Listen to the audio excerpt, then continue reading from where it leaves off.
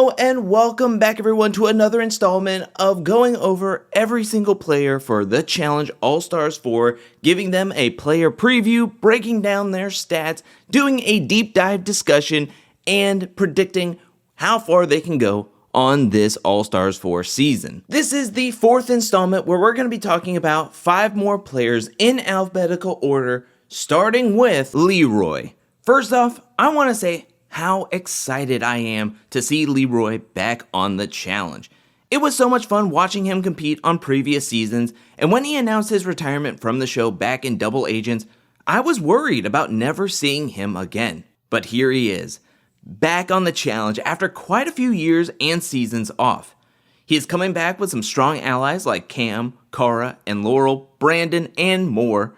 Watching Leroy's Instagram over the past few years, the dude has gotten swole. I remember seeing him talking about how he stopped drinking a while back and got super serious on working out. Maybe it was all a plan to get in the best shape he's ever been prior to making his challenge return. And not only was Leroy working on lifting weights, but he was also practicing his swimming. Leroy in the past was never a flashy player, but a very consistent one. He's solid in competitions, winning 9 of his 14 eliminations that he's seen. He's been to 5 finals, where the last time we saw him, he was in Double Agents getting 3rd place because Nani couldn't pick it up. With this men's side of the competition kinda lackluster, I feel this is Leroy's season to go all the way. I mean, this is the least competitive men's side of the cast he's ever had to go against. No Bananas, no CT, no Jordan, no Wes. This would be a huge missed opportunity for Leroy if he didn't make it to the final. I personally would be shocked and disappointed if Leroy didn't make the final. I have Leroy at the top of my rankings for the men's side, ranked number 1. Next up we have Nicole. I think Nicole is an enigma. She's strong physically and has a great resume of making 2 finals in her 3 seasons. But at the same time, she can't solve a puzzle to save her life. She's also been medically disqualified from 2 of her 3 seasons. Nicole has been enough of an intimidating factor that she has only seen 1 elimination, which was the Inside Out elimination in her debut challenge season, Invasion of the Champions. She was teamed up 2v1 between Amanda and Ashley, where Ashley won round 1, and then Nicole was able to win head-to-head against Amanda. But in the final, we saw just how pathetic her problem-solving skills were when trying to solve a puzzle when paired with Corey.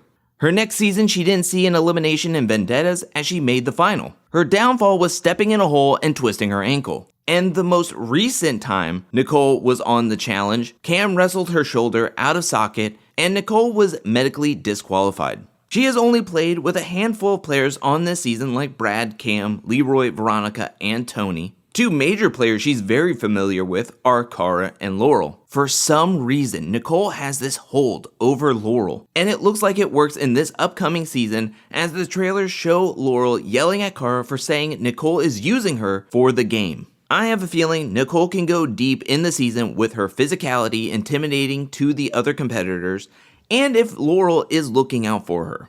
The thing is in my rankings, I have Nicole in the middle of the pack on the women's side. She has proven in her short resume that she can go deep in a season and make a final. I just think that she has little to no real chance of winning the season, given her puzzle skills and being injury prone. We'll get back to the video very soon. I first wanted to take some time to say, thank you so much for watching this video. But if you would like to support me and the channel further, you can go over to patreon.com/angelcakevids. Over at Patreon, there is a ton of exclusive content, ranging from exit interviews, one-on-one interviews, weekly live streams, premiere challenge content, commentary videos, watch parties, access to challenge fantasy games, and much more. So if you like the content that I'm creating and would like more of it, then please consider checking out my Patreon at patreon.com/angelcakevids. Thank you again for watching and supporting the channel.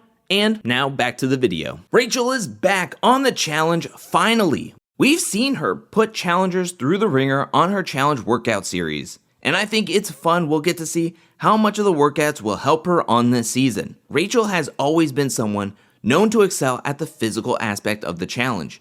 She's been to 3 finals and won 2 of them. Season 7 the Gauntlet and Season 17 the Duel 2. The last time we saw Rachel, she was teamed up with Anissa on Battle of the Exes. Not her best showing, but they made it halfway through the season. Something that kinda shocked me was that Rachel has a losing elimination record. Then again, anytime she's made it to the finals, it was on a season she never went into an elimination. Any other time she was either voted off or lost an elimination. So now the thought is, will Rachel see an elimination? Most likely she will. Can she win against majority of the women in this cast? I believe so. I'm confident in Rachel's ability, but I'm also worried that with the time off and not that much elimination experiences, it depends on who she's going up against, that my confidence in Rachel could waver slightly. Rachel has been training challengers at her gym like Tori and Josh. Both have shown improvements in their game once they started training with Rachel. Look, Rachel is a force. She is a champion. I have faith in Rachel with her mean girls by her side, how in shape she is, and knowing how competitive she is. I have Rachel ranked 4th among the women just behind Cara, Laurel, and Cam. Oh, Ryan. What can I say about Ryan? Ryan is a player that may surprise us.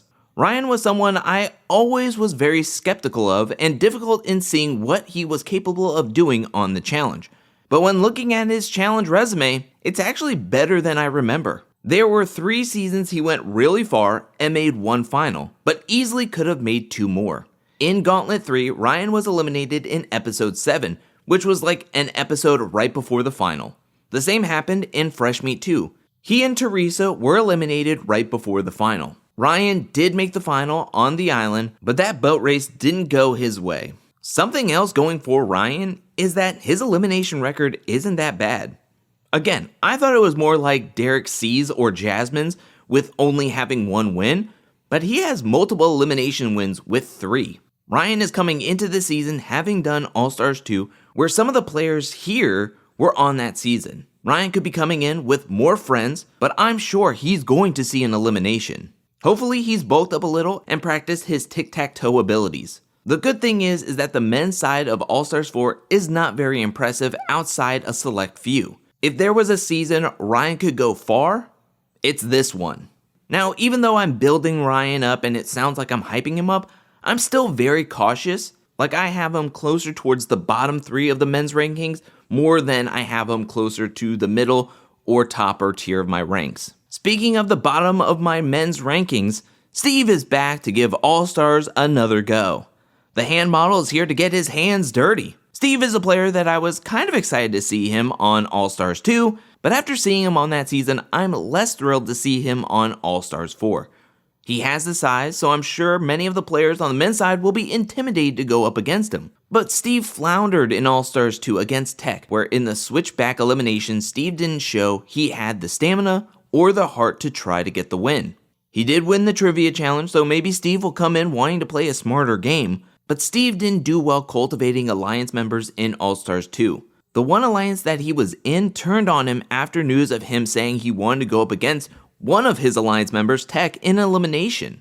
He has little to no connections. All-Stars 2, he had Katie, but Katie ain't here. I would think Steve could win an elimination against some players on the men's side, but I really think Steve is a wild card.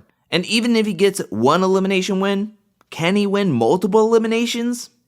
I doubt it. I have Steve ranked in the bottom 4 of the men's side, just ahead of Ryan. But that is it for this video. What do you think about these 5 players? How far do you think they can go? Do you agree with my rankings? If not, let me know why down in the comment section below. Will you be rooting for any of these 5 players? And who do you think has the best chances of being an early boot? Let me know anything and everything down in the comment section below. We are so close to All-Stars 4 premiering. Are you excited? Let me know that down in the comment section below as well. I now want to give a special shout out thank you to everyone who supports me over at patreon.com/angelcakevids.